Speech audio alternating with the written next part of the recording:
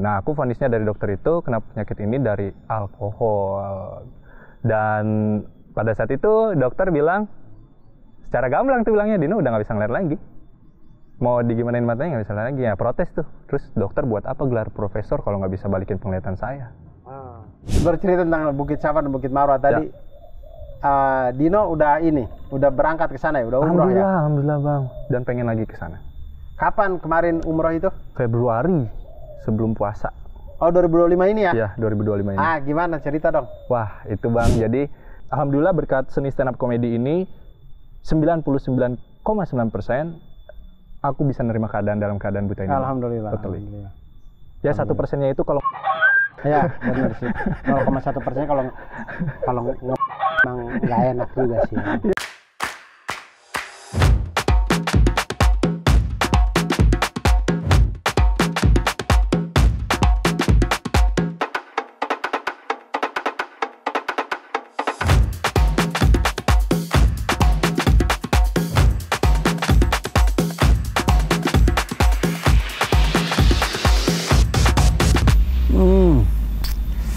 Dan tiba saatnya di depan tenda kita bertanya-tanya.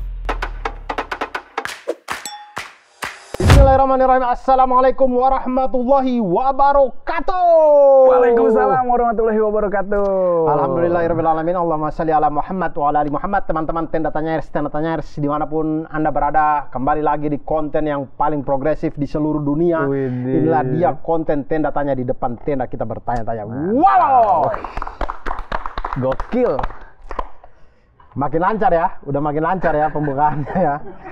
Teman-teman yang mau umroh jangan lupa pakai rihlep ya. Daripada saya lupa, saya langsung ngomong di awal ya. Teman-teman jangan lupa rihlep travel umroh buatan saya dan teman-teman saya, teman-teman. Boleh nanti teman-teman mau umroh langsung. Dan kali ini teman-teman, ini adalah salah satu bintang tamu yang luar biasa, seorang komika yang paling menjaga pandangannya di antara komika-komika di seluruh Indonesia, dan inilah dia, Dino Chow. Masya Allah. Allahu Akbar. Dino, saya tuh kaget tiba-tiba Fatih, tim kreatif kami bilang, ini Dino Chow, komika dan skateboarder. Maksudnya kan saya tahu ya keadaan Anda ya. Main skateboardnya gimana itu? Kan skateboard saya tahunya itu ya skate park, saya tidak bisa main skateboard, tapi yang saya lihat skate park itu kan dia ada gundukan-gundukan, ada halangan besi-besi, ada turunan, tanjakan. Nah, itu gimana tuh? Oke, itu biar lebih singkat, obstacle aja bang bilangnya. Oh, obstacle istilahnya ya, skateboard. Iya. Obstacle. Nah, kan ada obstacle. Iya. Gimana dong? Itu jadi aku tuh main skateboard dari 2010, dari sebelum buta bang. Udah main skateboard. Di 2018, mata kan gak lihat dua-duanya nih. 2018? Oke. Totally tuh nggak ngeliat, stop tuh nggak main skateboard, main lagi tahun 2023 kemarin. Nah aku pikir main itu ya karena udah ada basic kan, bisa lah nih gampang gitu main lagi. Ternyata tidak, sulit banget main untuk dalam keadaan nggak ngeliat itu. Makanya aku minta tolong tuh ke temen, coba cari tahu dong di dunia ini ada nggak yang main skate dalam keadaan buta juga, untuk jadi referensi aku gimana mereka cara mainnya. Ternyata ada, hanya 4 orang. Dari Amerika 2 orang, Spanyol, sama dari Jepang. Nah, tambahlah aku sekarang 1. 5 lah. Jadi Power Ranger udah nih. Betul. Power Ranger skateboard nih. Ada 5 nih. Nah ternyata mereka mainnya gimana? Nah, mainnya itu pakai tongkat, bang. Jadi kan biasanya tongkat itu untuk orang yang tunanetra itu untuk ini ya, jalan. Iya. Mengetahui jalan. Nah, kalau untuk kita nih yang main skateboard dalam keadaan nggak ngelihat, itu untuk meraba si obstacle-nya. Jadi umpama ini di depan ada box nih, boxnya kita pegang dulu, terus kita hitung mundur 10 langkah, tes 10 langkah, terus kita geleserin tuh ya, kita seluncurin skateboardnya, tongkatnya di depan untuk nyentuhin si obstacle-nya ini. Udah kesentuh sama tongkat, tongkatnya buang, loncat pakai feeling. Dan percobaan pertama jatuh pasti itu mah. Kan walaupun sudah tahu insting kan ada momentum ya. Betul sekali. Momentum yang mana itu bisa kita rasain ketika kita lihat. Kita tahu jaraknya segini. Tapi ini bang, aku pernah ngobrol juga sama bang Chico Jericho. Dia pernah nonton balapan F1. Oke. Nah, dia ngobrol sama salah satu pembalapnya. Jadi pembalap ini tuh bilang, kita tuh juga kalau di sirkuit, lagi tanding, lagi balapan, itu kadang-kadang kita tuh tutup mata. Jadi lurus, belokan tuh kita pakai tutup mata. Hanya menggunakan feeling, kata si pembalapnya. Begitupun aku juga di skateboard. Nah, kalau misalkan masalah jatuh atau enggak, kita belajar teknik jatuhnya dulu, Bang. Jadi pas jatuh tuh kita nggak terlalu parah. Yang penting tuh kita nggak nahan pakai telapak tangan, dan usahain pas jatuh itu bahu duluan yang jatuh. Begitu. Dan ternyata memang feelingnya ini sangat membantu, Bang. Aku benar-benar maksimalin feeling. Kebetulan kan mata ini untuk fungsi tubuh manusia itu 80%, Bang. Iya. Jadi kita beraktivitas nih manusia itu yang menopang kita mata ini 80%. Aku hilang kan nih? Ya. Mata hilang, 80%-nya ini aku alihin kemana? Ke feeling. Jadi feelingnya kuat. Feelingnya kuat lah. Betul. Iya, maksud saya jangan sampai mata atas udah bermasalah, saya mata kaki juga ikut bermasalah nih kena obstacle gitu. Jadi terlalu banyak gitu. Tapi terkadang juga cederanya itu di ankle kan, kena ke mata iya, kan? kaki. Iya, betul itu. Iya, maksudnya itu. Saya tidak tahu sih, tapi ada teman-teman saya main skateboard dulu, terus saya pernah coba papan skateboard kena kaki aja tuh sakit. Ih, sakit banget, Bang. Sakit, makanya sakit saya coba pertama kali kayak enggak deh, saya kayaknya kaki saya bakal luka semua ini, bengkak-bengkak gitu, memar ini gitu. Kaki tulang kering ini luka semua ini. Iya kan? Cuman karena udah biasa kan jadi kebal, udah nggak ada rasanya kalau kepentok. Gitu kan biasanya emang kalau hal yang udah berulang kali itu jadi nggak ada rasanya. Jatuh cinta, patah hati, jatuh cinta, patah hati sampai hilang rasa kan gitu. Iya ya. Udah jalanin aja udah ya. Jalanin aja udah. Keren, jatuh cinta dengan skateboard. Maksudnya dari kehilangan penglihatan 2018, dari segala macam aktivitas yang bisa dilakukan dengan 80% feeling itu, kenapa memilihnya skateboard? Oke. Kenapa memilihnya skateboard? Tadinya tuh aku pengen coba renang. Aku pengen cobanya jadi atlet renang. Ternyata renang oke juga sih. Nah, tapi Bang, kalau yang butanya nggak dari lahir, dia tuh nggak bisa lurus. Kalau yang buta dari lahir tuh baru dia bisa jalan lurus tuh. Nah, kayak aku nih nggak bisa tuh lurus. Pernah tuh aku kan emang dulu berenang juga. Nyobalah berenang di Sabuga tuh kan, jebur dus. Aku terus tuh berenang, taunya aku balik lagi ke titik awal. Oh, cuman belok iya, jadi belok. Terlagi. Akhirnya aduh apa ya? Pakai tongkat. Oh, tidak. Tidak dong. Tidak pakai tongkat. Sangat repot sekali. Oh, nggak bisa ya. Berenang sambil pakai tongkat gitu, gini. Tongkatnya malah bukan untuk berenang, mancing kali ya, lebih cocok ya. Bener juga sih.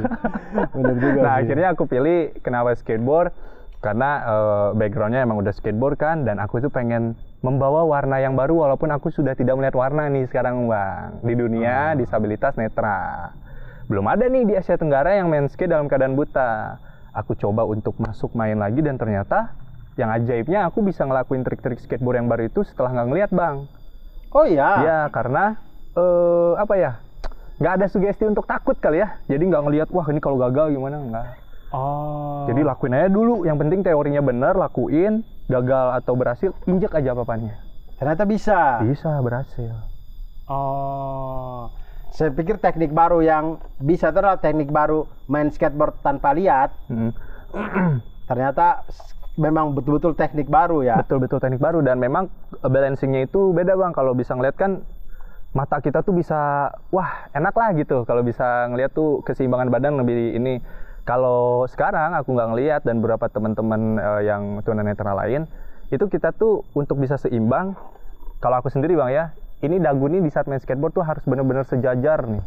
Harus benar-benar sejajar nih sama ke bawah. Jadi nggak bisa terlalu gini dikit atau ke belakang dikit, jadi benar-benar harus sejajar. Makanya latihannya tuh aku kalau sebelum main skateboard, itu stretchingnya ngelempar botol ke atas, terus aku harus menghindar. Refleks. Terus main trampolin juga. Oh, biar bisa insting lurus terus ya. Betul, badannya. Dan kan skateboard kan dia loncat tuh. Sedangkan kita tidak melihat. Jadi di saat kita melayang di udara, waduh ini jaraknya berapa lama nih untuk mendarat. Nah, makanya main trampolin itu salah satunya untuk melatih itu juga. Insting itu juga. Oh iya. Begitu. Ya karena kalau skateboard yang biasanya itu kan mereka agak bungkuk kan. Betul. Meluncur di atas papan itu kan agak bungkuk kan ya. Betul. Tapi kalau dalam kondisi sekarang berarti harus lurus ya? Sebenarnya yang melihat pun dia nggak boleh terlalu bungkuk juga, Bang. Jadi harus emang benar tegak gini. Benar tegak gini. yang bisa melihat pun. Nggak bisa terlalu bungkuk gini, nanti ketika ngelakuin trik itu dia badannya bakal jatuh ke depan atau condongnya lebih kemana. Bener-bener harus badan tuh seimbang. Nah cuman kalau yang kayak kok menarik ya, saya jadi pengen coba nih skateboard nih. Kayaknya seru nih, tapi cuman ada nggak sih ini apa pelindung tulang kering kita ini biar nggak kena? Ada dong. Ada ya lah ya? Ada. Nah saya kayaknya harus pakai itu deh buat belajar skateboard. Aduh, kalah sama yang buta. Pelindung. Soalnya kalau saya coba sekali kena tulang kering sakitnya minta ampun sih. Oh jelas. Karena awal-awal pasti Bang, aku juga awal-awal begitu. Dan kan udah keseringan ya, dan ada tekad yang lebih untuk pengen bisa, jadinya ya terus melakukan itu. Okay. Dan mungkin tadi sempat Dino juga bilang kalau nyoba renang, tapi ternyata balik lagi ke tempat semula, belum bisa lurus. Dan mungkin ditambah juga karena mungkin kacamata renang nggak ada yang hitam kali ya. Oh betul, dan tidak berpengaruh sepertinya ya itu. Iya. Ya kalau perih atau nggak perih ya kayaknya kacamata renang juga perih apa itu perih Bang buat aku sekarang. Iya ya. Udah nggak ini. Kaporit datang kayak jangan mata ini, kita cari mata lain aja. gitu. Dan aku juga ini Bang tapi kalau misalkan ada yang ngarahin baru bisa lurus tuh. Cuman kan kalau sambil berenang pakai earphone agak repot ya. Agak repot. Nah cuman selain skateboard aku juga modeling kan. Aku juga fashion show itu pakai earphone tuh kalau lagi catwalk. Pakai earphone diarahin ini beneran apa serius? Beneran. Beneran apa serius? Beneran apa bercanda ini? Beneran. Modeling. Ya, summer kemarin November tuh. Awal tuh. Modeling 2024. Apa ini maksudnya? Busana apa? Ya maksudnya ada kategori nggak sih yang gitu? Ada kategorinya. Ini kategori yang apa nih maksudnya nih? Apakah busana santai kah? Busana skateboard kah? Oke. Kalau yang busana kayak daily gitu beberapa kali, cuman waktu yang kemarin itu tuh pengalaman yang paling terbaik buat aku tuh punyanya Hari Halim. Itu jadi dia pakainya tuh kayak yang jas tapi di sini kayak ada tanduknya gitu loh. Oke. Terus mukanya tuh di ininya aku kayak vampir gitu karena ininya dia kayak gotik gitu dia kemarin tuh si acaranya tuh konsepnya. Aku fashion show tuh di situ. Jalan kan diarahin tuh Bang, kiri kanan pakai headset tuh, pakai tongkat jalan. Itu sebelah kanan aku Bang. Mereka nih debat. Kedengeran tuh sama aku tuh. Ini dia beneran buta nggak sih? Iya dia beneran buta. Dia nggak buta. Dia beneran buta. Pengen banget Bang aku jawab. Cuman kan aku nggak boleh tuh. Aku harus bener-bener muka serius tuh. Muka serius. Pas beres aku dituntun duduk sebelahku ibu-ibu nih. Sebelahku ibu-ibu nih. Wah keren banget Mas. Tadi fashion show-nya keren banget. Iya makasih Bu. Sebenarnya saya kesini juga tertariknya karena ada yang fashion show-nya itu salah satu talentnya dia tunanetra nggak bisa lihat. Itu saya Bu. Masa sih nggak kayak orang buta? Tapi itu saya Bu tadi. Jangan ibunya juga buta. Bisa jadi. Mau ngapain dia ya? Perasaan ada kok saya nggak lihat dari tadi Mas. Saya dari tadi nggak lihat Mas. Beliau juga pakai earphone, lagi diterangin sama. Ini ada yang lagi jalan. Iya, ada yang lagi jalan. Busananya ada tanduk. Tapi ini yang jalan kayaknya dia bukan yang buta deh, soalnya nggak kelihatan buta. Iya, kayak gitu kali. Itu.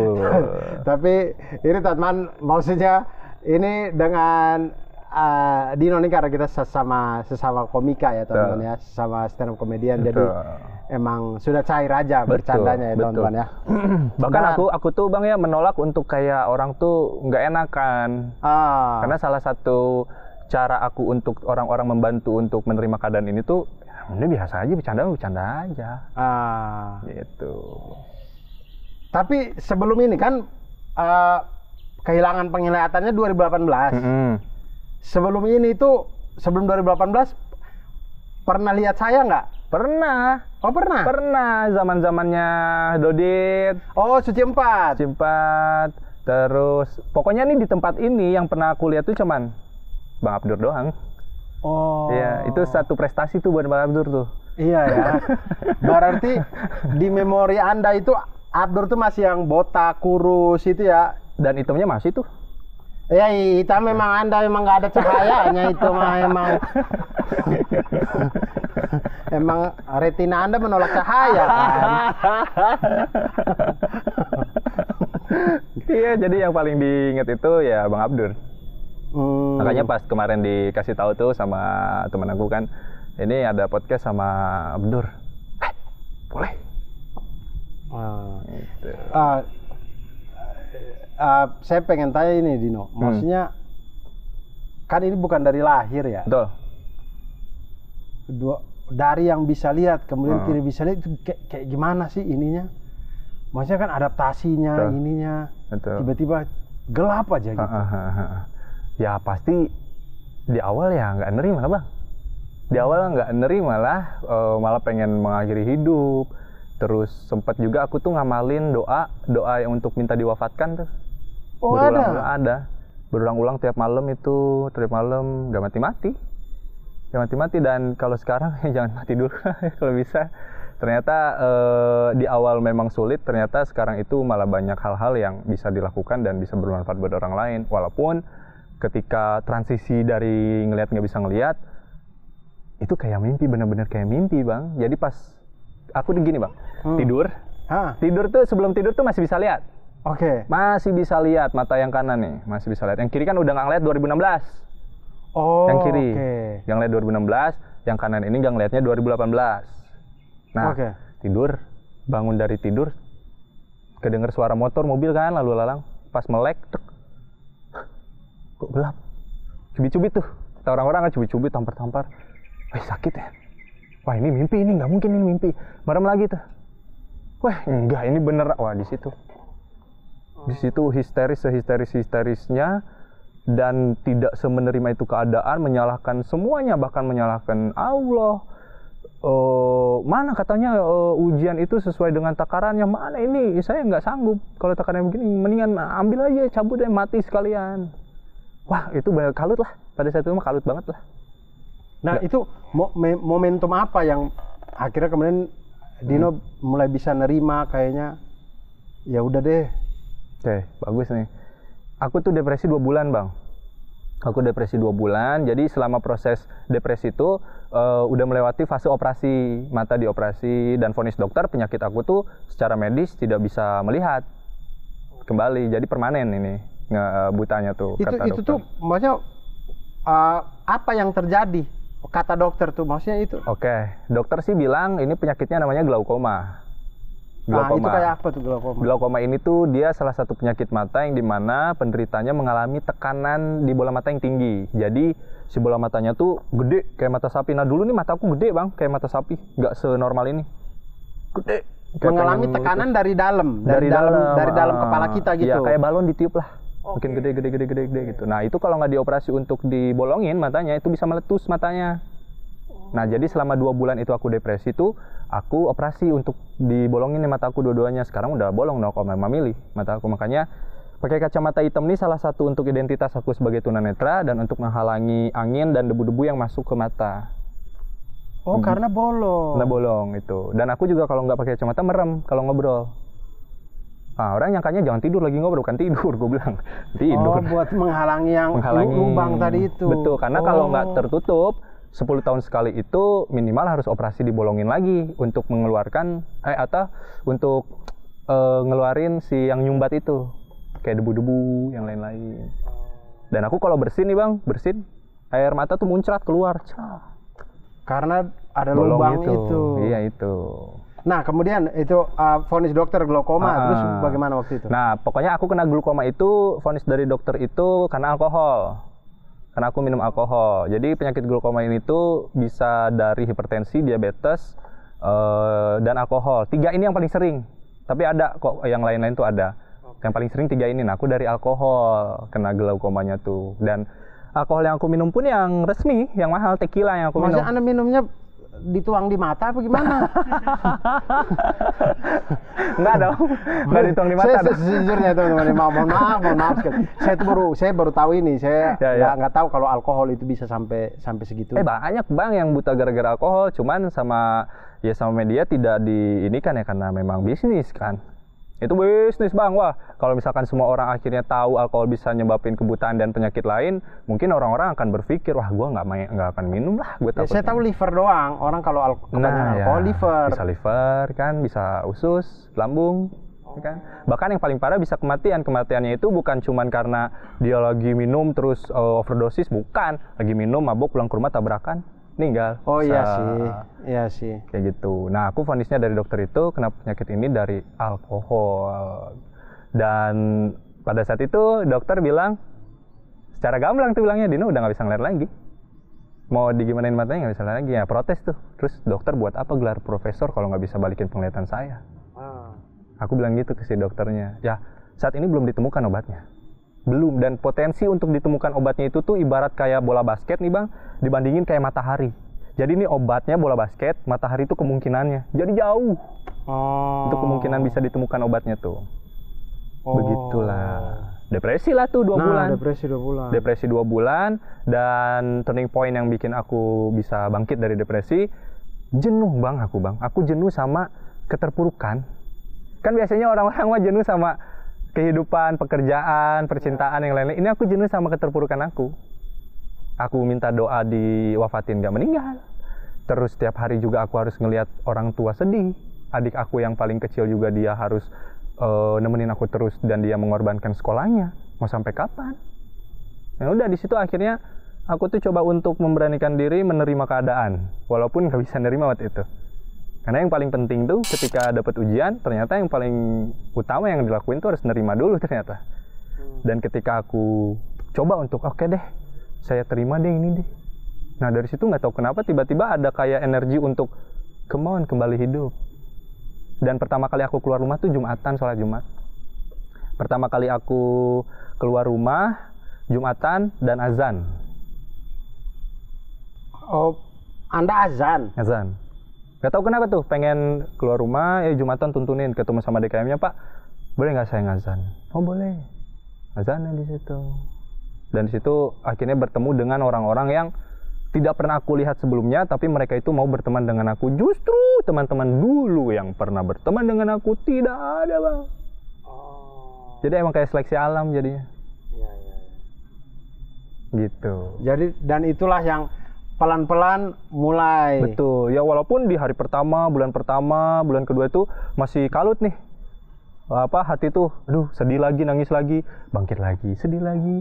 Nah, aku kan itu buta Juli 2018. Okay. Bulan Septembernya itu tanggal 7 aku masih ingat tuh, aku ikutan audisi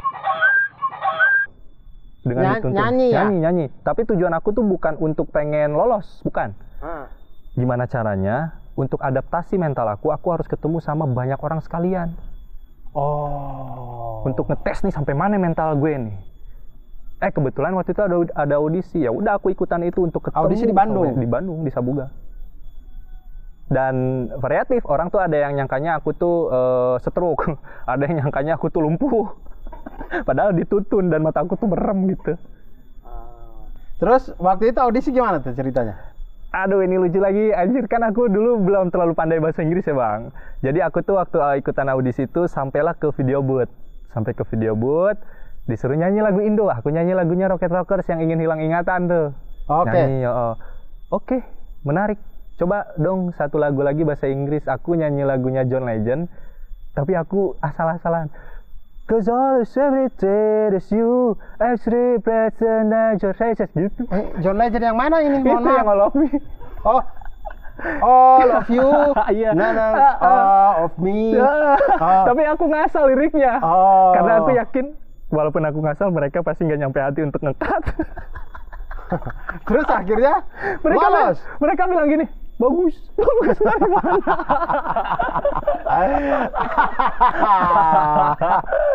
Aduh, bilang bagus respect ternyata anjir. Bagus respect. Terus akhirnya di situ aku dikabarin lah, aku tuh nanti akan dimentorin sama Ariel waktu itu.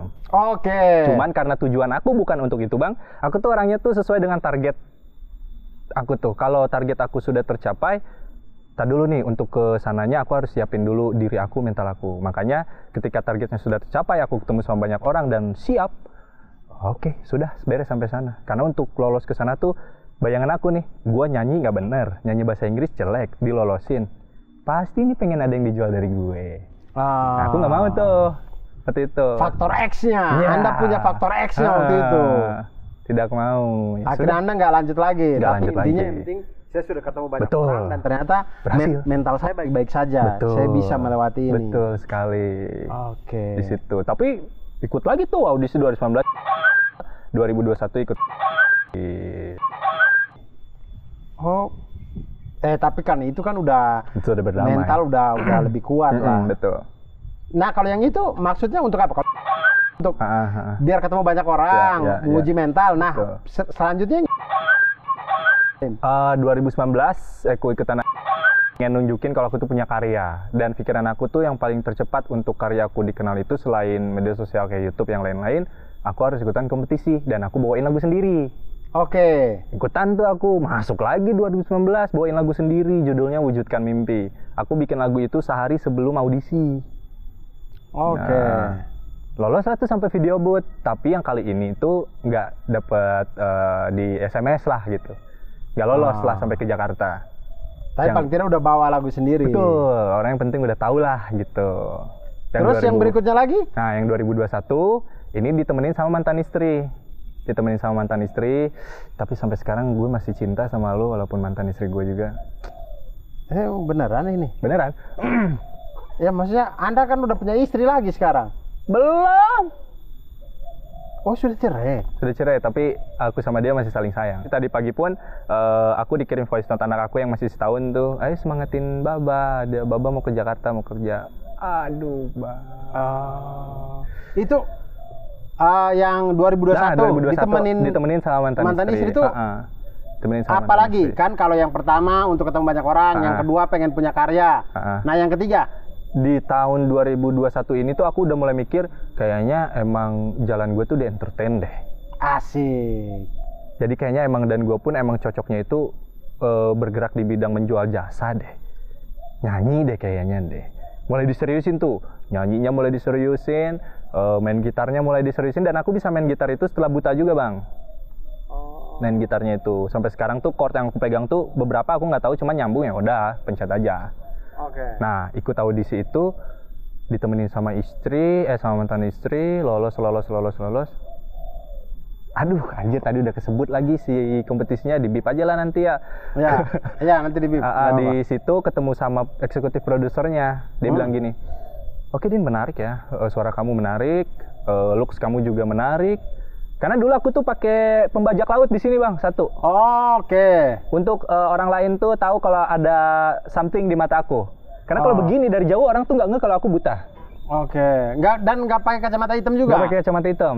Oh iya, ntar dipikir kan penyanyi, dipikir Ian Kasela kali ya? Wow, Cinderella. Ya, maksudnya penyanyi pakai kacamata hitam tuh bukan hal yang baru gitu maksud saya.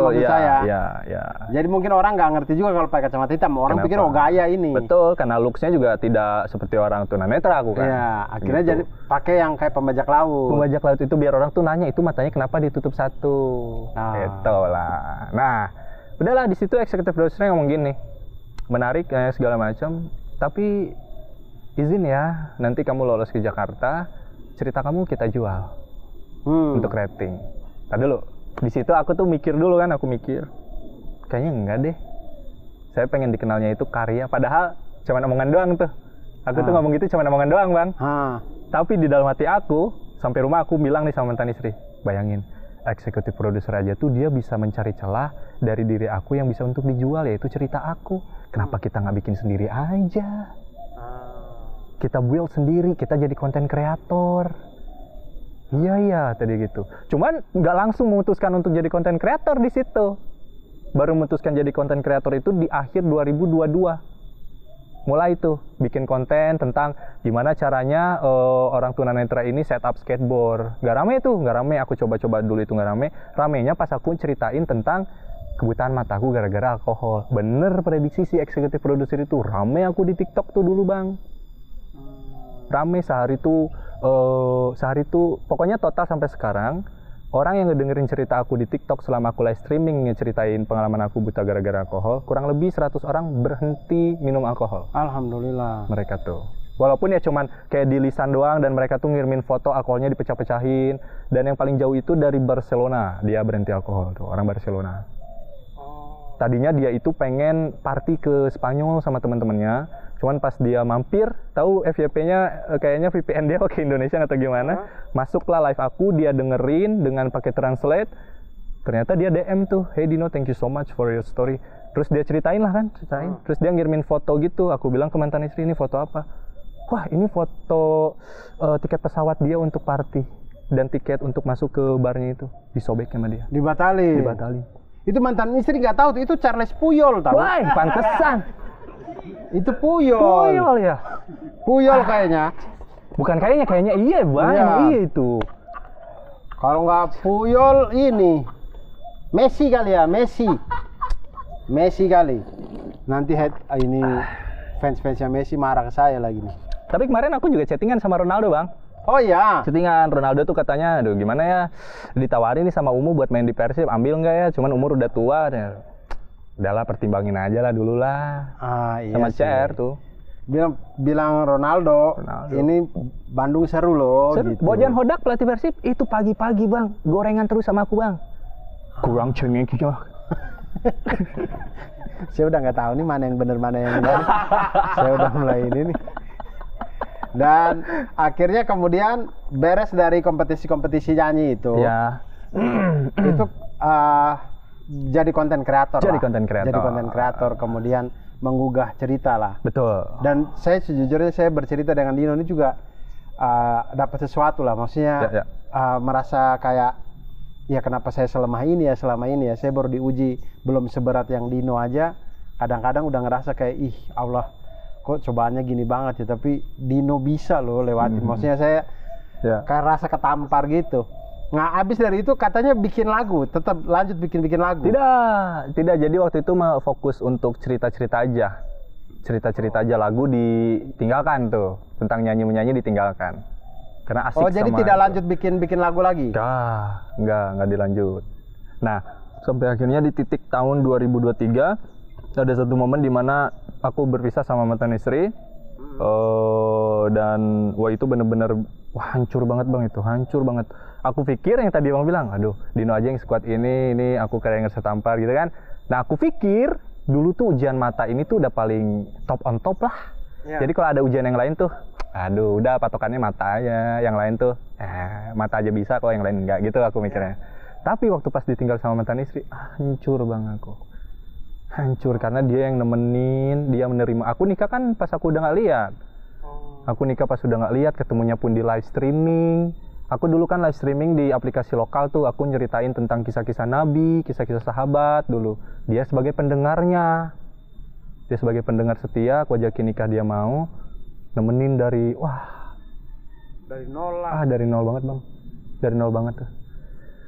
Dan setiap kita live streaming dulu di TikTok tuh ada aja tuh yang doain, "Bang, cerita lu harus close the door. Wah, ini harus dinotis sama Deddy Corbuzier bla bla bla." Pas nyampe ke close the door dia udah nggak ada. Ya, di situ. Oh, ya udah, mungkin jalannya ya, jalan gitu. Tapi mudah-mudahan suatu saat bisa kembali lagi, berjumpa lagi. Nah, itu tadi saya menarik tadi live streaming, kemudian cerita-cerita Nabi dan segala macam. Itu sebelumnya apakah memang sudah pernah baca atau setelah 2018 baru mulai baca-baca? Dari sebelum buta itu aku sudah ada interesting kepada hal-hal yang spiritual, tapi nggak tentang kisah-kisah Nabi. Aku lebih ke sufi kayak si Abdul Qadir Jailani. Aku baca buku beliau tuh berulang-ulang. Terus Al-Ghazali. Aku baca-baca buku-bukunya yang tasawuf gitu dulu. Nah pas udah nggak ngeliat, baru mulai tuh aku ngedengerin kisah-kisah Nabi, kisah-kisah sahabat dari YouTube atau minta dibacain sama temen. Jadi aku bener-bener ngerasain gimana perjalanannya. Jadi bener-bener vibes-nya kebawa pas diceritain tuh, gini harus. Dan keinget banget tuh. Aku ceritain lah tuh. Jadi tahun 2019 akhir sampai 2021 pertengahan, aku tuh ustadz di Bandung bang. Oh, jadi ustadz di Bandung. Dipanggil kajian-kajian untuk ngisi kajian gitu, sharing-sharing sama pemuda-pemuda. Terakhir tuh aku ngisi sama almarhum Coach Stephen Indra Wibowo di TSM. Oh, Coach Stephen. Coach Stephen terakhir tuh sama beliau. Mualaf Center ya? Mualaf Center, ya? Betul. Mualaf Center. Beliau meninggal waktu COVID. Betul. Kalau tidak salah ya. Betul sekali. Di situ sama Ustadz Handi Boni, sama Evi Effendi, ya disitulah coba untuk kayaknya emang di jasa gue tuh emang harus bekerjanya tuh di bidang yang seperti ini. Karena sempet tuh Bang dulu tuh nyoba untuk jualan produk itu belum ada jalannya, malah justru jalannya tuh di bidang-bidang yang seperti itu. Nah itu di jalan-jalan dakwah nih, maksudnya diundang itu tuh awal mulanya gimana maksudnya? Orang undang itu. Jadi kan yang tadi tuh di awal 2018 aku punya teman-teman baru. Nah ini teman-teman yang azan tadi dan segala macam. Nah teman-teman ini tuh yang pada komunitas hijrah. Mereka tuh komunitas hijrah. Jadi aku sering diajak datang ke kajian-kajian. Dulu tuh datang ke kajiannya Ustadz Roinul Balad yang di Bandung. Banyak lah gitu. Nah setelan kan harus nyocokin nih kita. Yang paling kepikiran sama aku kalau datang ke kajian ya pakai gamis. Kayak jubah gitu. Kayak peci. Dulu belum ada nih, jenggot belum ada. Terus pakai sorban. Nah di situ tuh ada satu momen aku lagi duduk ngedengerin kajian Handi Boni, dia nyuruh aku, dia notice aku tuh, wah ini AA ini dia pakaiannya sunnah sekali, boleh nggak AA naik ke panggung? Dan dia belum tahu kalau aku tunanetra. Oh ya udah, aku berdiri, dituntun, makin kaget. Oh kenapa Tapi dituntun? Anda tahu nggak kalau itu yang ditunjuk emang Anda? Jangan-jangan orang sebelah Anda itu. Tapi Ustadz Handi Boni ngerasa nggak enak karena lah ini yang berdiri. Ya udah deh gitu. Ya udah, udah berdiri ya udah deh. Yang di sebelahnya, kok dia yang berdiri? Iya. Kok dia yang berdiri nih? Kan gua yang ditunjuk. Enggak lah, di situ akhirnya dituntun sama temen kan, dituntun sama temen. Oh nggak ngelihat Kang, kata Handi Boni tuh. Iya nggak ngelihat. Wah ini menarik, dia di situ tuh. Coba dong ceritain kenapa. Aku ceritain tuh nggak ngeliatnya gara-gara alkohol kan, bla bla bla. Di situ tuh akhirnya mulai tuh IO kajian tuh untuk mengundang-undang aku di acara-acara kajian atau acara-acara festival tentang Islami gitu. Untuk berbagi. Pengalaman, inspirasi. Cuman jujur Bang, pikiran aku tuh nggak gini. Gue nggak mau gini. Gue tuh nggak mau tersematkan sebagai ustadz yang wah ya alim. Gue nggak mau. Setiap ketemu sama ibu-ibu atau sama orang nih, Ustadz, aduh, gue geli. Berat banget. Berat sih ya. Gue baru belajar agama kemarin sore, buta juga baru kemarin, cuman menang di buta bisa nerima keadaan di Ustadz. Iya. Ya dan pikiran tuh, gue nggak mau kayak gini. Nah akhirnya di situ coba untuk bilang lah ke salah satu guru, aku Bang bilang, kayaknya aku nggak mau kayak gini, Ustadz. Soalnya aku tuh pengennya tuh yang bener-bener jadi diri aku sendiri. Aku tuh nggak mau berpura-pura di depan orang tuh Assalamualaikum warahmatullahi wabarakatuh. Nggak mau. Nggak mau, itu bukan aku bilang. Tapi aku pengen tetap dakwah dengan caraku sendiri. Aku bilang. Ya udah, kamu mau kayak gimana? Stand up. Aku mau stand up. Dari cara aku menyampaikan materi, dari cara aku menyampaikan apa yang aku rasain, aku pengen dibalutnya tuh dengan stand up comedy. Aku bilang ke guru aku gitu, kasih saya waktu seminggu untuk saya istikharah, kata guru aku tuh. Karena bahaya. Dikasih hadis tuh sama dia, barang siapa yang tertawa bla bla bla gitu-gitulah, barang siapa yang cerita bohong bla bla bla. Ya udah tuh akhirnya dipanggil lagi sama guru, boleh, tapi kamu tidak boleh di luar dari yang kamu alami. Jadi kata guru aku tuh, aku nggak boleh bikin materi stand up di luar dari apa yang aku rasain. Jadi ngambil ini orang nggak boleh. Betul. Ya sudahlah, di situ akhirnya aku coba stand up dan it works. Berhasil. Ya karena unik, dan selain itu juga tentu modalnya tidak hanya punya cerita yang bagus itu modal, tapi kemudian teknik penulisannya Dino juga bagus, jadinya akhirnya kemudian ya kita tahu lah Dino stand up, kita bisa lihat di YouTube dan memang bagus gitu. Ada yang rancu nggak sih omongannya Bang Abdur? Penulisannya Dino bagus, nulisnya gimana coba saya? Nah saya nggak tahu sih nulisnya gimana ya. Saya nggak tahu, tapi kan orang buta bisa nulis. Pakai braille agak repot sih Bang. Iya, maksudnya bisa nulis. Perkara kita nggak bisa baca, walau alam ya. Betul. Tapi yang jelas bisa nulis. Betul. Maafkan sayang.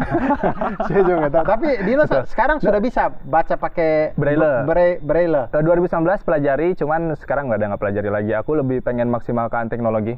Oh, jadi pakai apa? VoiceOver pembaca layar. Iya, VoiceOver pembaca layar ya. Ya, gitu. Dan kalau bikin materi pun dibantuin tuh sama si Lai itu. Lai, tulisin lah, ini ada premis ini.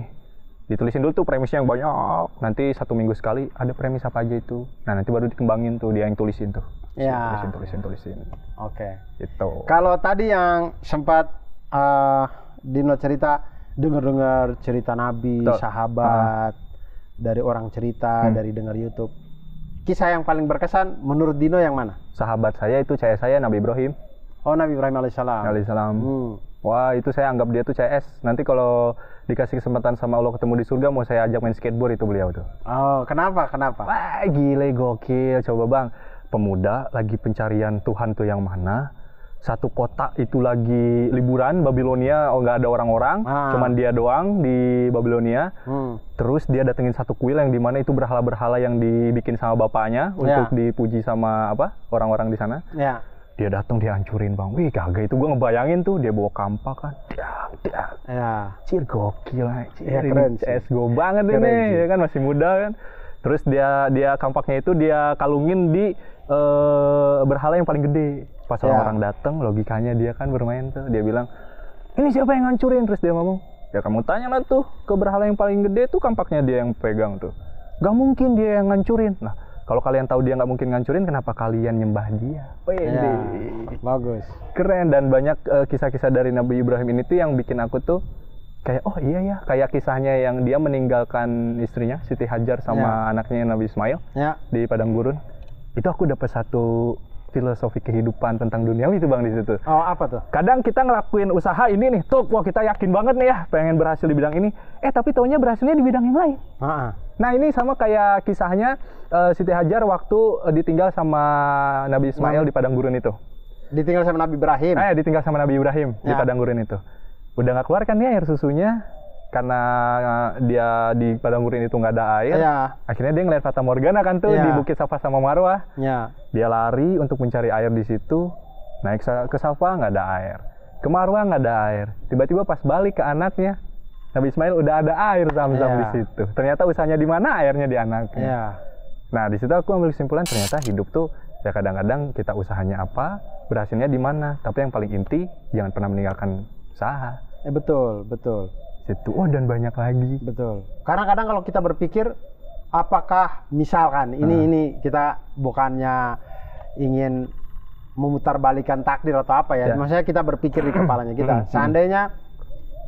Seandainya Siti Hajar tidak melakukan lari-lari kecil antara Bukit Safa dan Bukit Marwah.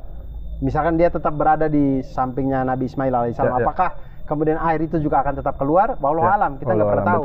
Bisa jadi air itu keluar karena usahanya beliau, Bunda Hajar lari-lari itu mungkin. Jadi ya betul.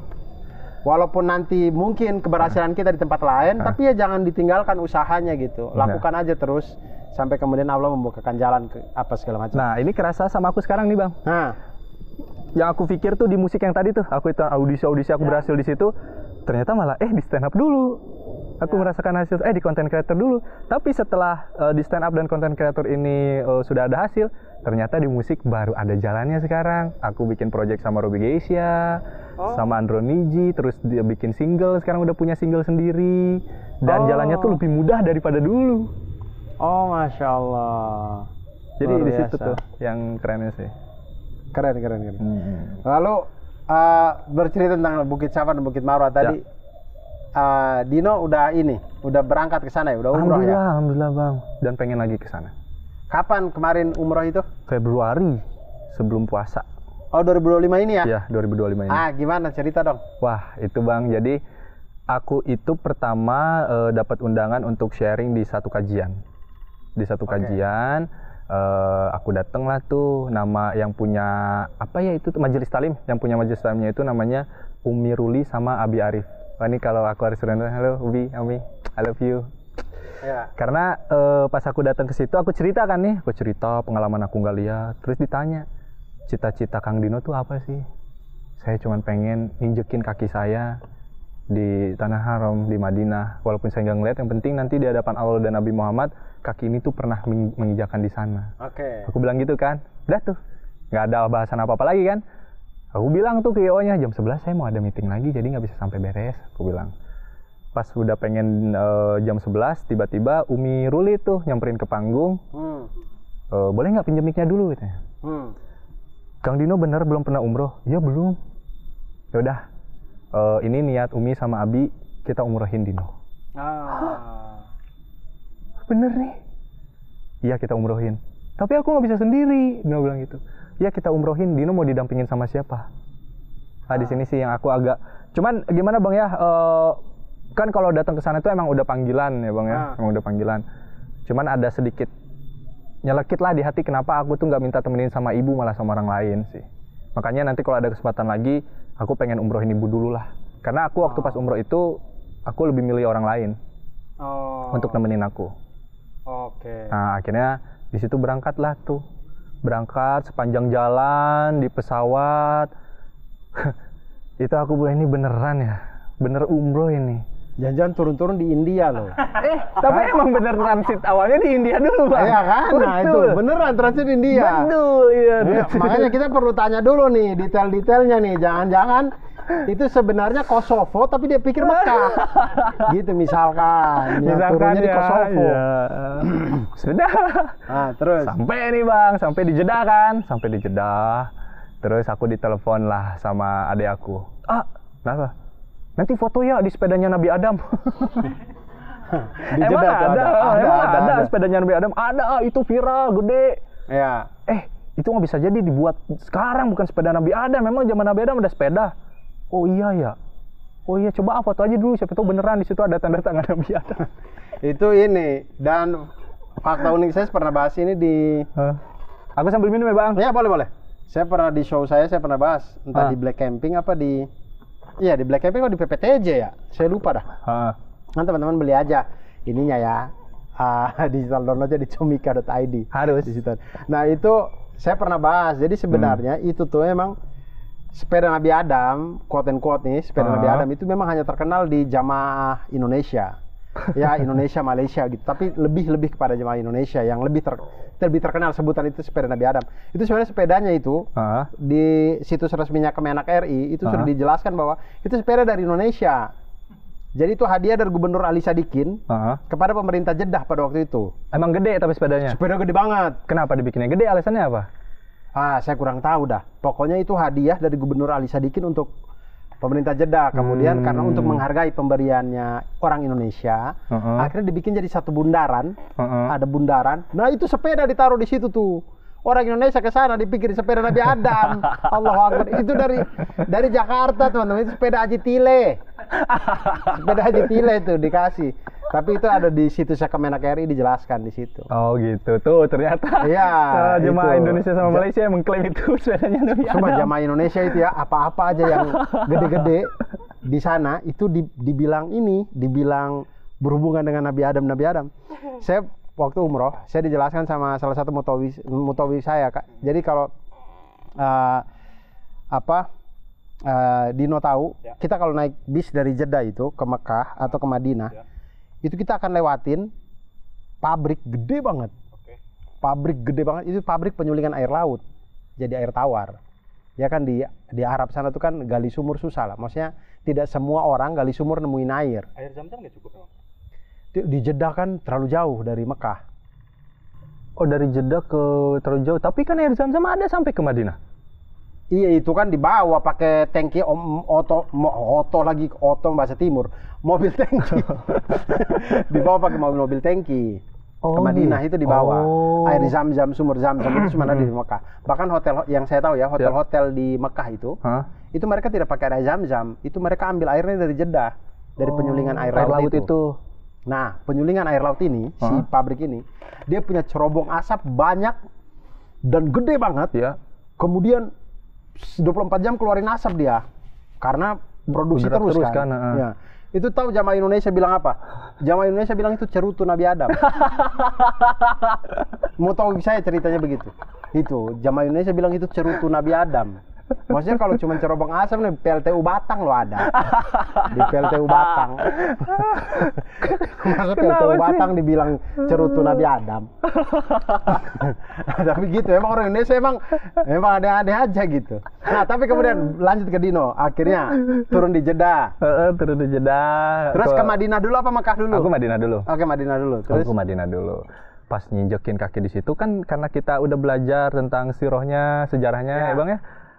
Langsung kayak wah ini pernah diinjek sama Nabi, ini sahabat di sini, perjuangan Nabi di sini. Gak berhenti nangis tuh, naik bis, nangis terus tuh Bang aku. Karena kan aku nggak lihat jadi ngerasainnya dan ngebayanginnya itu lebih dapet. Tuh, ini gue tahu ceritanya lagi gitu. Pas di jalan, terus di bis aku nih duduk, sebelah kiri aku nih kaca nih. Duduk. Terus temen aku bilang gini, itu kubah Masjid Nabawi udah kelihatan. Refleks dong aku langsung nangis karena aku kan ngebayangin, itu di situ ada makam Nabi, ya kan? Nangis aku ngeliat sebelah kiri, terus temen aku nyolek, bukan sebelah kiri, kanan. Aku makin nangis, dia bilang gini, udah lewat. Udah lewat, sekarang udah Kubamas. Udah di Depok. Gitulah. Nah, udah nyampe situ banyak banget lah aku ceritain yang buat aku tuh berkesan aja, Bang ya. Nyampe di sana kan kita Indonesia ngerokok, Bang ya. Turun aku ngerokok, masih lop-lop krimah, ngerokok aja aku ngerokok. Terus tiba-tiba ada mobil berhenti di depan aku, Bang, skit nyepot. Cet, turun, diambil rokok aku. Wah, haram. Kenapa lo? Gue begitu, Bang. Dino, itu orang Arab ngomelin Dino nggak boleh ngerokok. Ya, maaf. Lah, haram. No, semua. Ambil lagi, Bang, rokok sama aku. Set, aku bakar lagi kan depan dia tuh, Ainun gitu. Ainun. Dia ngomong apaan? Bilang Dino aku bilang kan ke Ustadz. Itu bilang apa, Ustadz? Jangan ngerokok, nggak baik buat mata. Kasih tahu saya udah buta. Dikasih tahu sama Ustadznya tuh. Ini udah nggak ngelihat dia. Masuk mobil pergi. Gitu deh responnya. Itu Dino nggak tahu tuh. Dia sebenarnya ke samping ngerokok juga itu sebelah. Dino nggak tahu aja. Jangan-jangan yang tadi dia ambil punya aku tuh ya. Dia bakar mungkin, tuh. Mungkin juga nggak tahu juga sih. Tapi memang orang Indonesia ya. Seandainya nih ada larangan nih. Menurut ini bayangan saya doang, seandainya ada larangan. Benar-benar orang Indonesia nggak boleh ngerokok di Mekah dan Madinah. Kayaknya jamaah umroh dan jamaah haji berkurang. Berkurang 50% lebih. Bang, orang dari 50%. Aku di depan hotel aja tuh beres makan siang nih, kalau nggak makan pagi kan, di depan hotel ngerokok. Itu mungkin jemaah Indonesia nih Maya udah tahu kali ya. Itu orang-orang India, orang-orang mana tuh nyamperin aku pada joinan ngerokok. Iya, orang Indonesia emang kelihatan, pokoknya lihat aja, pokoknya ke Mekah Madinah ada kumpul orang ngerokok, orang Indonesia itu udah. Itu orang, nggak mungkin orang lain. Tapi Bang, aku pengen nanya nih ke Bang Abdur. Waktu Bang Abdur umroh, pasti kan ke Raudhah dong? Ya. Yang dirasa kayak gimana tuh Bang, untuk ke Raudhah tuh? Yang saya rasakan ya, sejujurnya tidak ada perasaan yang berbeda, yang signifikan ketika saya dibandingkan dengan yang di Masjidil Haram, di Ka'bah, kemudian di Masjid Nabawi. Tidak ada perasaan yang signifikan, cuman lebih kepada lebih bukan tegang, lebih terharu. Nah, lebih terharunya itu karena membayangkan Rasulullah SAW itu jalan loh dari kamarnya ke mimbar ini. Ini yang selalu Bilal ketuk-ketuk pintunya, kasih tahu kalau Rasulullah SAW jamaah udah siap. Kan beliau kalau sholat sunnah di kamarnya beliau kan. Kemudian itu jadi membayangkan kayak karpet yang saya injak ini, mungkin di bawah-bawahnya ini adalah tempat yang sama dengan jejak kakinya Rasulullah SAW pada waktu itu. Itu yang lebih bikin terharu. Tapi kalau khidmat-khidmatnya sama aja menurut saya dengan Masjidil Haram, dengan Masjid Nabawi, di Ka'bah dan di Masjid Nabawi menurut saya sih. Yang saya rasakan ya. Perasaannya berarti karena ngebayangin ini pernah diinjak sama Nabi, itunya ya. Iya, dan saya perasaan itu tuh sudah dari pada waktu pertama kali masuk Mekah dan Madinah, karena kan kayak Dino udah tahu kan cerita-ceritanya kan, itu Masjid Nabawi dan Masjidil Haram itu kan sekarang udah gede banget. Iya. Yang mana kita tahu bahwa keadaan yang gede sekarang ini kan dulu kecil kan. Betul. Jadi mungkin kita ketika masuk pertama kali, kita mungkin di tempat kita sholat itu tuh rumah sahabat dulu itu. Betul. Itu kan sekelilingnya Masjid Nabawi itu rumah-rumah sahabat tuh. Kita nggak pernah tahu tuh ini rumah sahabat siapa. Itu tuh rumah-rumahnya sahabat. Sama dengan Masjidil Haram juga sama gitu. Bahkan hotel yang tempat saya tinggal itu. Itu secara sejarahnya itu di dekat banget dengan, bukan di sebelah tapi mungkin di atas tanahnya rumahnya Abu Bakar As-Siddiq itu. Oh itu. Iya, jadi di situ kan kalau kita ke Mekah sekarang kalau kan dulu Nabi Muhammad SAW waktu diminta untuk dakwah secara terang-terangan, kan ada cerita beliau naik ke atas bukit. Iya. Aduh saya lupa lagi nama. Jabal Abi Kubais. Iya. Beliau naik ke atas bukit itu kemudian bilang, Quraisy, pemimpin Quraisy, kalau saya bilang di belakang bukit ini ada musuh, kalian percaya nggak? Kemudian bilang, oh ya percayalah, karena kamu terkenal tidak pernah berbohong, jadi pasti kami percaya. Kemudian beliau bilang kan, ya ketahuilah bahwa saya ini adalah Tuhan kalian itu adalah Allah dan saya ini adalah utusan Allah gitu. Kemudian mereka semua mengingkari itu.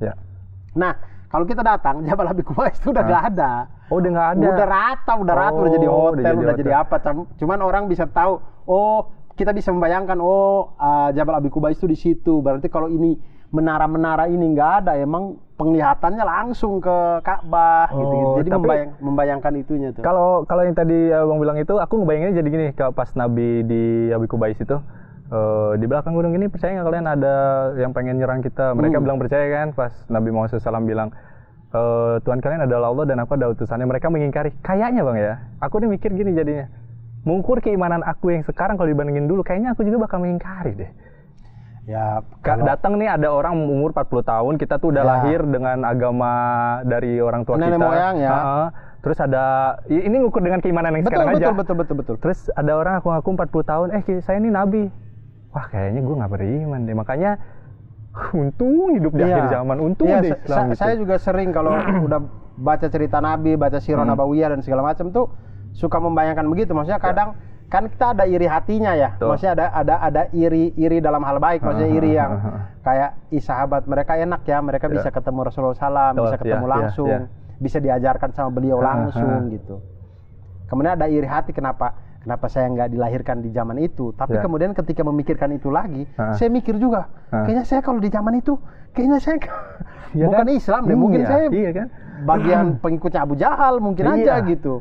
Makanya ya apa yang terjadi itu adalah dari yang maha tahu. Betul. Dari yang udah skenario terbaik. Betul.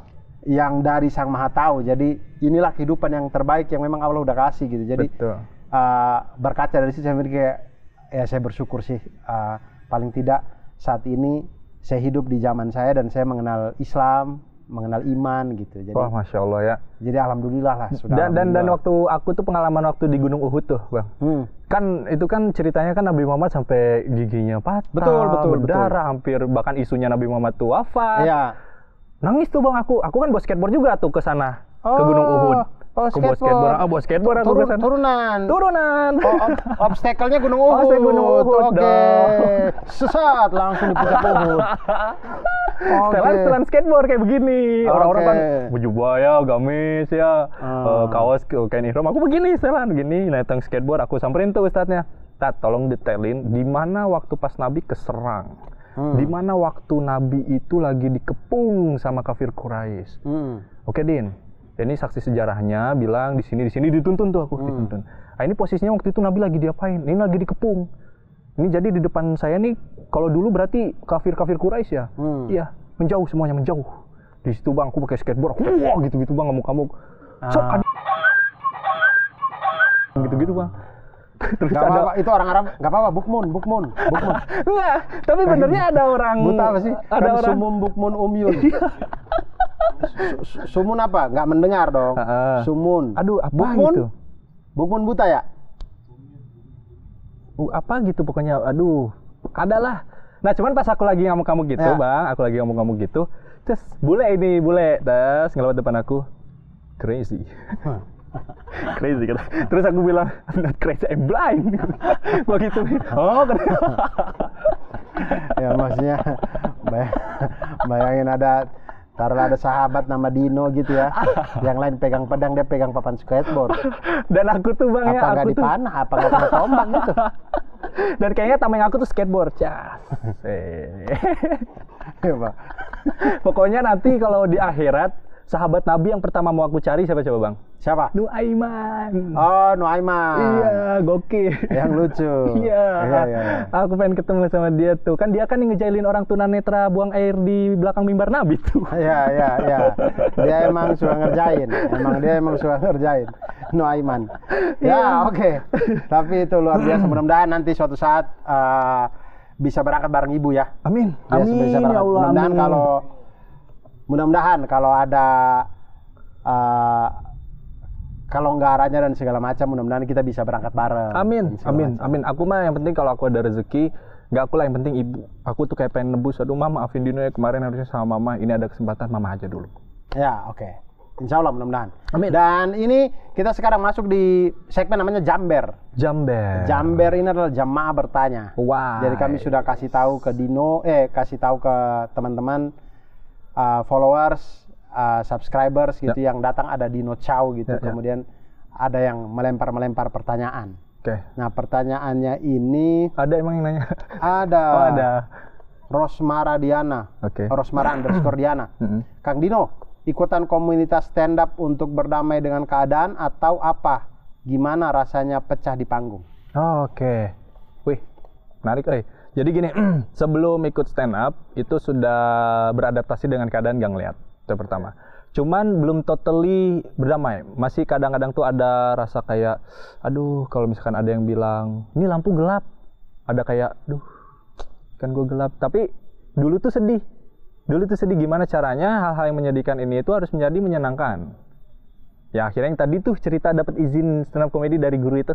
Nah, akhirnya di situ coba untuk berpikir gimana caranya hal-hal yang sedih selama ini yang saya alami bisa menjadi hal-hal yang lucu.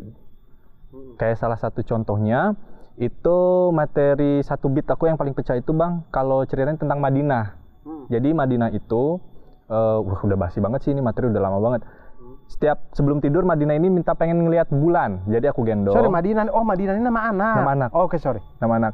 Madinah ini juga singkatan dari Mata Dino Punah. Oke. Mata Dino Punah. Madinah. Oke. Shock gitu. Wah, anjir. Kok bisa? Mekah mata kemana? Oke, lanjut. Nah, udah di situ. Madinah.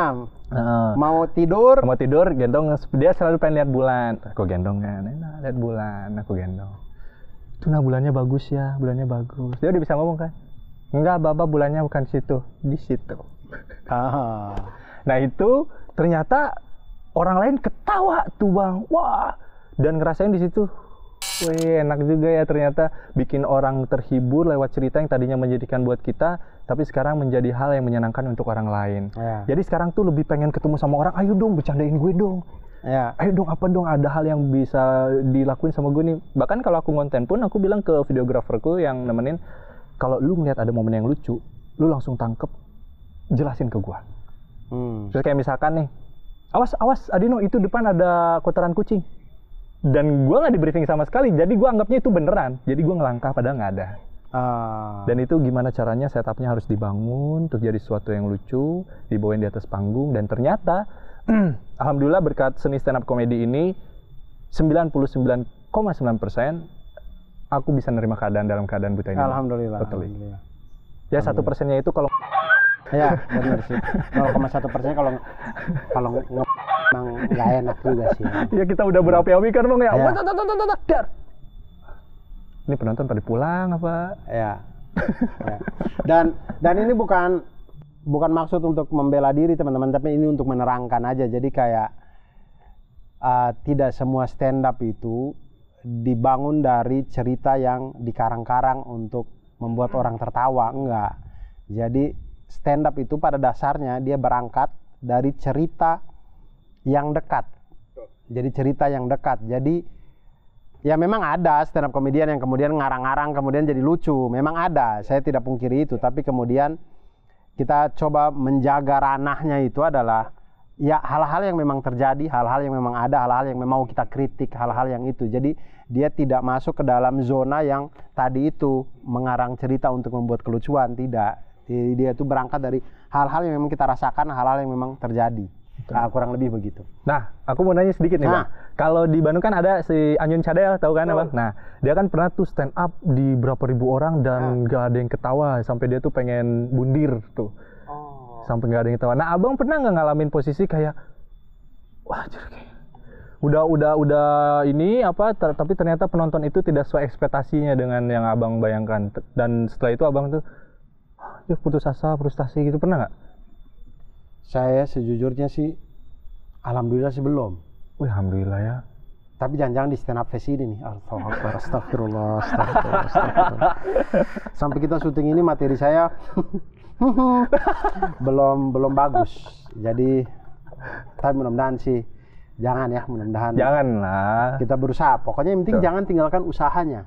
Siapa tahu memang kita nulis tentang A, lucunya di B. Betul. Allah kasih lucunya di B. Yang penting harus diusahakan dulu. Harus diusahakan dulu. Yang tadi cerita hikmahnya itu. Yang penting usaha dulu. Usaha dulu. Jangan langsung ngejudge kayak, nggak bisa nih saya tulis materi. Materinya nggak lucu nih. Usaha aja dulu ya. Kalau Bang Abdur sendiri, Bang, kalau boleh minta ilmunya dikit nih ya. Lebih mencari premisnya dulu, atau mencari punchline-nya dulu, atau gimana kalau Bang Abdur? Kalau saya premis dulu. Oh, premis dulu. Saya premis dulu. Kalau punchline dulu itu dia momentum, apa ya istilahnya? Tiba-tiba. Ya. Dia tidak bisa direncanakan kan. Kadang-kadang kita lagi duduk gini, saya kepikiran, punchline ini lucu banget ya. Nah gitu baru dibikin beatnya. Tapi lebih banyak ya premis dulu. Yaitu kalau sudah berangkat dari premis, maka dia akan berangkat dari diri kan. Apa yang kita alami, apa yang mau kita bicarakan, pandangan kita, pendapat kita, dan segala macam. Bang Abdur setuju nggak kalau premisnya udah lucu, pasti bakal dapet punchline yang lucu?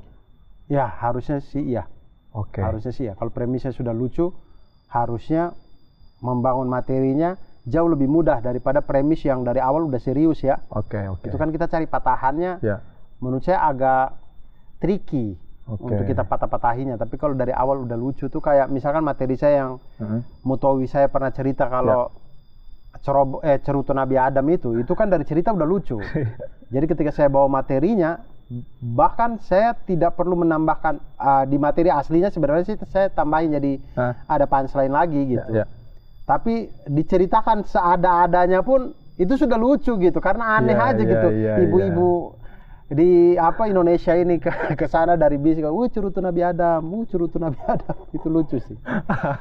Nah, pertanyaan kedua dari @Yunita Rahma. Ceritain momen umroh, perasaan pertama kali tiba di depan Ka'bah. Oh ya, ini belum nih. Pertama kali ngelihat sorry ya, nggak bisa ya. Pertama kali tiba di Ka'bah. Tapi Bang, ini nama orangnya kayak nama mantan gue. Oh iya. Yunita Rahma. Iya, dulu gue ketemu sama cewek Yunita Rahma itu di Kick Fest 2016. Jangan dia nih. Aduh, jangan dong. Nah ini gimana? Momen pertama ketika Ka'bah ya? Ya. Nah, jadi kan kita dari hotel tuh, dari Madinah ke hotel, itu udah bener-bener nggak boleh ngelakuin aktivitas yang lain kecuali makan. Udah ihram. Ya, udah ihram tuh ya kan, kita udah nggak boleh apa-apa lah pokoknya ya kan. Udah, nah pas jalan, sepanjang jalan tuh kan sambil labbaik Allah, wah Ibang ya Allah ya. Coba deh Bang Abdur pasti kalau inget momen itu pun. Ya kan, nah pas di jalan, pas udah di depan pintu, ininya nih apa kayak, itu depan tuh langsung Ka'bah gitu. Nah si ustadznya ini langsung ngasih tahu kan, dikasih tahu arahan-arahan lah gitu. Nanti pokoknya dengerin suara saya, ikutin saya gitu, kata dia. Nah bapak-bapak, ibu-ibu, biasanya kata ustadznya, orang-orang yang dia itu memiliki dosa-dosa di negaranya, kalau ibu-ibu atau bapak-bapak di Indonesia, ingat-ingat dosanya pernah nggak menyakiti orang, pernah nggak ngefitnah orang, menzolimi orang, karena tidak sedikit ketika dia bertakwaf tidak melihat Ka'bahnya. Ngacung saya Bang gini, Ustaz. Ya kenapa Mas Dino? Aduh Mas, Ustaznya langsung gitu. Ini nggak ngelihat konteksnya dosa ya, bukan Mas Dino karena buta. Udah di situ akhirnya aku coba kan Bang, aku coba tuh tawaf. Putaran yang pertama aku tuh masih belum ngerasain feel-nya. Pas putaran yang kedua aku langsung keinget cerita di mana Ustaz aku bilang bahwasanya Ka'bah dan arsy Allah tuh sejajar. Di situ aku langsung ngebayangin, aku ngeliat ke atas dulu tuh, langsung nangis. Ya Allah, singgasanamu ya Allah. Udah tuh sepanjang tawaf kan kita berarti Ka'bah di sebelah kiri kan? Ya. Selama tawaf itu 7 kali aku tuh nggak pernah nolehin kepala aku kecuali ke Ka'bah gini terus Bang. Dan yang paling aku tangisin itu cuman tentang anak-anak Madinah sama Umar. Umar, Baba kangen Umar. Itu aja terus teriak-teriakan tuh. Umar tuh nama anak juga? Nama anak juga. Alhamdulillahnya tuh dikasih kemudahan-kemudahan untuk memegang Ka'bah, terus makam Ibrahim, Hajar Aswad aku nggak pegang. Ya. Aku di situ doa, ya Allah, orang-orang sekarang berbondong-bondong pengen pegang Hajar Aswad.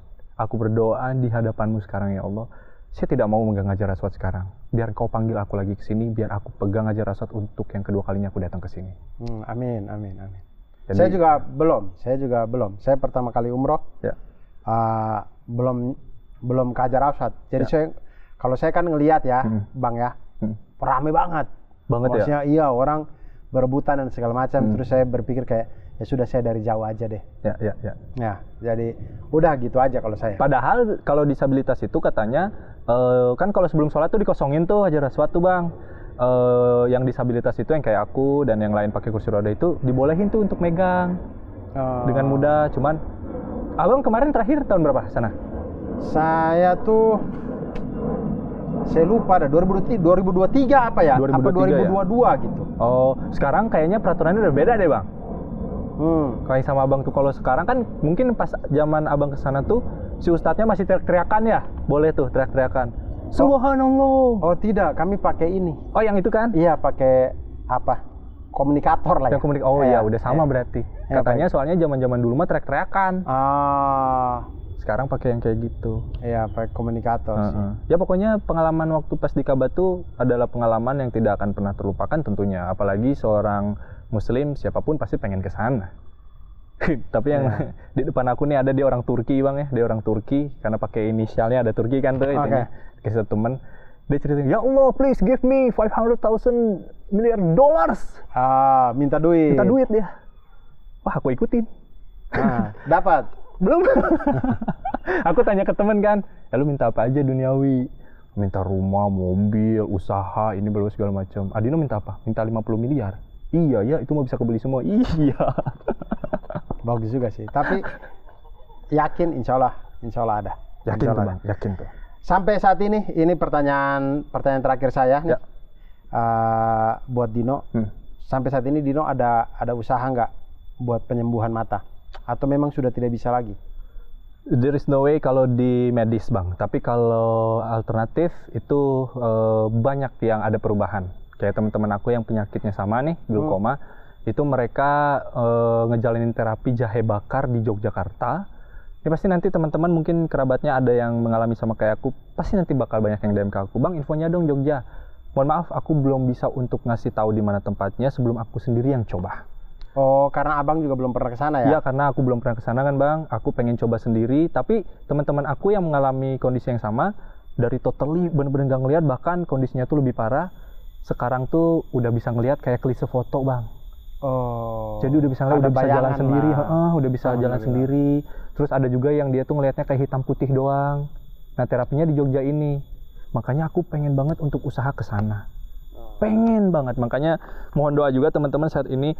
Aku juga sedang mengusahakan satu hal yang tidak bisa aku ceritakan ya, berkaitan dengan materi untuk aku berangkat ke sana. Karena untuk terapi ke sana itu harus fokus selama 2-3 bulan Bang. Jadi stay di Jogja. Ya, terapi jahe bakar ya. Jahe bakar di Jogja. Nanti berarti kita tunggu deh teman-teman, follow aja dulu segala sosmednya Dino, nanti kami tampilkan juga di sini, sehingga buat teman-teman yang mau tahu informasi dan segala macam, nanti setelah Dino coba, insya Allah nanti Dino akan berbagi ceritanya bersama kita semua di sini. Yang mudah-mudahan membantu juga teman-teman yang di luar sana untuk ikhtiar dan segala macam. Terima kasih banyak Dino sudah hadir di sini. Sama-sama. Dan teman-teman Tenda Tanya Airs dimanapun Anda berada, semoga ada manfaatnya teman-teman nonton konten ini. Nggak cuma kita ketawa-ketawa doang, tapi ada hal-hal yang teman-teman bisa ambil sebagai pelajaran dan selalu semangat dalam hidup lah gitu ya. Betul. Dan mari kita tutup Tenda Tanya kali ini dengan doa kifaratul majelis. Subhanakallahumma wa bihamdika asyhadu an la ilaha illa anta astaghfiruka wa atubu ilaik. Wassalamualaikum warahmatullahi wabarakatuh.